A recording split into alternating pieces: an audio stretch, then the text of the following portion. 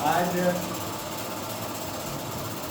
अहिल्याबाई देवी अहिल्याबाई होलकर की जयंती है और जयंती के 300वीं जयंती है। 300 वर्ष हो गए, तो आज उनकी जयंती के अवसर पे सद्भावना मंच उनको सतत नमन करता है, प्रणाम करता है, श्रद्धासुमन अर्पित करता है। तो न्याय की देवी थी, यानी न्यायप्रिय शासकों में इनकी गिनती होती है। और न्याय तो ऐसा कि जैसा है, इतिहास बताता है कि एक बार इनका स्वयं का बेटा पुत्र रथ से जा रहा था और सामने कोई गाय का बछड़ा आ गया और उससे वो कुचल गया और उसकी मृत्यु हो गई वहाँ पर। और मृत्यु के बाद में वो उनका जो अहिल्या देवी का लड़का थे वो रथ से जा रहे थे, तो उसको इग्नोर करते हुए, नजरअंदाज करते हुए आगे बढ़ गए। आगे बढ़ने के बाद में, जिसके बाद में जब अहिल्याबाई का रथ पीछे आया, उनको पता लगा जब घटना का कि ऐसा ऐसा हुआ और उनका पुत्र ये घटना के बाद में वैसे निकल गया और उनके कारण इस प्रकार की ये घटना घटी।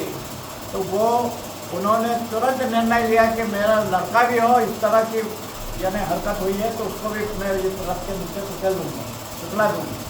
तो उन्होंने ये निर्णय लिया और सारथियों को जो दूसरे थे उनको बोला कि रथ पे चढ़ो और इसको भी कुचल देना।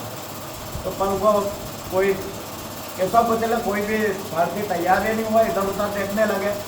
आखिर में देवी अहिल्या ने बोला कि अब मैं रथ पे सवार होकर उसको खत्म करूँगी। किंतु जब वो ख़त्म करने के लिए वो रथ पे बैठी तो अचानक एक गाय, उसकी जो गाय बछड़े की माँ थी वो वहीं बैठ गई। जब उसकी मृत्यु हो गई तो वहाँ से हिली नहीं। और जब ये अहिल्या देवी निकली तो वो आके खड़ी हो गई रथ पे। जब चढ़ी हुई, चढ़ के निकली उसको पुत्र को कुचलने के लिए, तो खड़ी हो गई।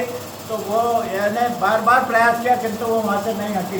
इस कारण से वो रथ से कुचलना चाहती थी, फिर भी नहीं कुचल पाई।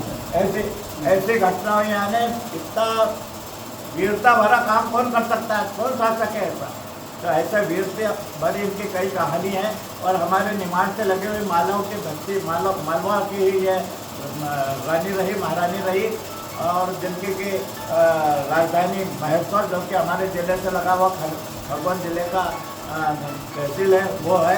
तो हमारे ज़िले से जुड़ी हुई ऐसी यानी शासिका थी और इसके कारण ये मालो और ये निमाड़ बड़ा गौरव का अनुभव करता है। ऐसी माँ हमारे देवी अहिल्याबाई जी को हम सतत नमन करते हैं, सद्भावना मंच की ओर से श्रद्धासुमन अर्पित करते हैं।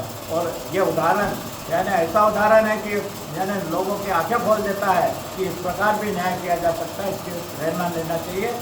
इनको हम फिर से नमन करते हैं।